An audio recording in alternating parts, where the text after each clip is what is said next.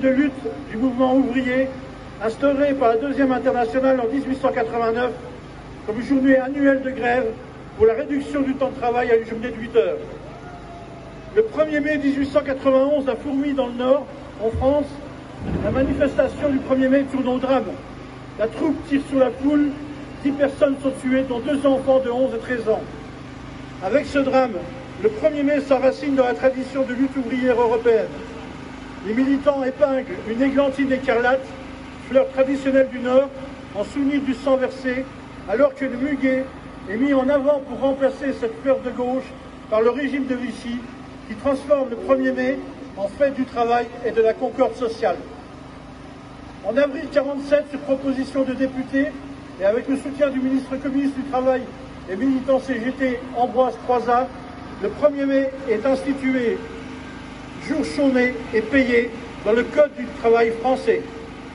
C'est la seule journée réellement chômée en France, hormis pour certaines formations, dans un cadre très réglementé. Mais vous avez sûrement toutes et toutes entendu cette petite musique lancinante d'ouvrir par dérogation notamment les boulangeries et les fleuristes. Une rengaine portée par les patrons boulangers ou fleuristes et soutenue par le Rassemblement national.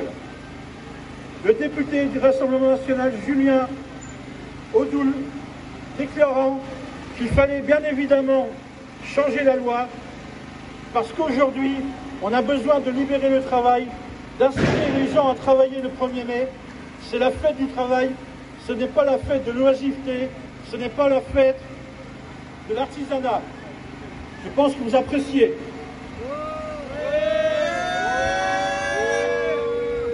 Cette même rengaine entendue lors de l'ouverture exceptionnelle du dimanche des grandes surfaces, qui est très vite devenue une ouverture permanente. Pour y parvenir, le patronat joue de la division, actifs contre retraités, public contre privé, chômeurs contre salariés. Cette division progresse, diffuse des idées populistes et ou d'extrême droite. Relayée par des médias aux mains des milliardaires, elle est instrumentalisée, voire organisée, très souvent par l'extrême droite.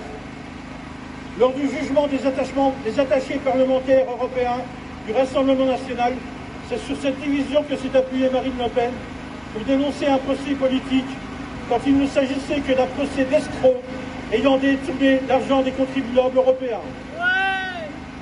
Plus grave encore, elle a quitté le tribunal avant l'annonce du verdict, ce que ni vous ni moi, dans une telle situation, ne pouvions faire. Un verdict qu'elle a aussitôt contesté, alors que les petites mains, elles aussi innocentes donc, ont accepté les condamnations prononcées. Ce faisant, le RN a remis en cause l'état de droit, notre démocratie, la notion de séparation des pouvoirs, en criant à une justice rouge ou une justice aux ordres. Ce faisant, le RN est responsable du déferlement haineux qui se déversait sur les réseaux sociaux contre les juges, allant parfois à des menaces physiques. La liste mondiale de ses soutiens, allant de Poutine à Trump, contient toute l'internationale à minima réactionnaire, si ce n'est fasciste. Ceux-là même qui remettent en cause le droit des peuples, le droit à l'avortement, le droit à l'éducation, les aides aux programmes de santé. Nous sommes ici aujourd'hui pour dire notre attachement dans une paix juste, durable, au respect du droit international et du droit des peuples. Nous apportons notre soutien au peuple ukrainien comme au peuple palestinien qui subit désormais une famine organisée, un génocide dans la bande de Gaza, selon les propos mêmes de l'ONU. La CGT exige la mise en place de la résolution de l'ONU de la solution à 2 États, Israël et Palestine. À la division, au repli sur soi, au protectionnisme économique, nous répondons amélioration des droits sociaux et arrêt du dumping social, partage de la richesse et augmentation des salaires. Agglomérons les luttes nombreuses qui se déroulent dans les entreprises pour gagner plutôt que sur des primes non cotisées et souvent très vite remises en cause de réelle augmentation de nos salaires bruts. Salaires bruts, oui, car c'est plus de salaire net, c'est plus de cotisations sociales, c'est de meilleures pensions de retraite, de meilleures garanties pour une couverture maladie. Qui pourrait payer dans un système de santé privé 2500 € par jour pour une journée de réanimation. Garantir le prélèvement des cotisations sociales sur les revenus du travail, c'est pérenniser notre sécurité sociale et l'esprit voulu par ses fondateurs il y a 80 ans.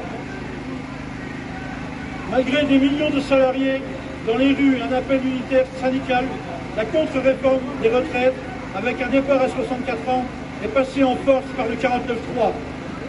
Le gouvernement et le patronat ont donc allongé la précarité de millions de seniors enfermés entre chômage, minima sociaux, maladie, invalidité, emploi précaire. Pour autant, la CGT, avec d'autres organisations syndicales, associations ou partis politiques, refuse ce déni de démocratie. Comme plus de 73% des travailleuses et des travailleurs, elle exige l'abrogation de cette contre-réforme et le retour à 62 ans. À 62 ans comme un premier pas vers la reconquête de la retraite à 60 ans. Et le financement est possible. Égalité salariale femmes-hommes, 8 milliards d'euros. Lutte à la fraude des cotisations sociales sur le travail dissimulé, 6 milliards d'euros. Soumettre à cotisation sociale, intéressement et participation, 4 milliards d'euros. 1% de plus sur les cotisations veillées sur la part dite employeur, 5 à 6 milliards d'euros. Mettre à contribution les revenus financiers, 10 milliards d'euros. Notre système de retraite par répartition intergénérationnelle et solidaire est plus que jamais une idée novatrice née il y a 80 ans, alors que notre pays sortait de la guerre, exsangue économiquement et financièrement.